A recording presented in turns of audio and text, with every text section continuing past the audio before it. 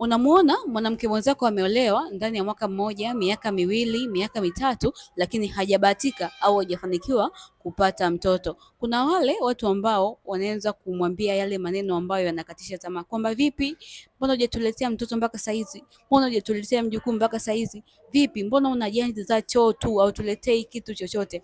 Haya maneno huwa yanauma na yanaumiza sana, yanaweza mpelekea huyu mtu akapata stress, akaanza kukonda, lakini pia nafasi ya yeye kuweza kushika ujauzito inakuwa ni ngumu sana. Kumbuka kwamba mtu mpaka anaingia kwenye ndoa, anaolewa, anajua kabisa kwamba anaenda kuanzisha familia, yaani kupata matunda kama mtoto. Kwa hiyo kama mtu amekaa katika ndoa yake miaka kadhaa hajapata mtoto, sio kwamba amependa, ni changamoto tu ambazo anazipitia, na ndio maana hajafanikiwa kushika ujauzito kwa wakati huo. Kwa hiyo kama unaweza kumsaidia kwa ushauri, unaweza kumsaidia. Kama unaweza kumtia moyo ili aendelee kutafuta mtoto, unaweza kumtia moyo ili aweze kuwa na ule moyo wa kuendelea kutafuta mtoto na sio kukata tamaa. Kwa hiyo kama ni wewe ambaye unakuwa una tabia ya kumwambia mtu maneno mabaya, mtu ambaye ametafuta ujauzito kwa muda mrefu au yuko katika kipindi cha kutafuta mtoto kwa muda mrefu, my dear, unamkatisha tamaa, unampatia huyu mwanamke stress nyingi. Acha hiyo tabia.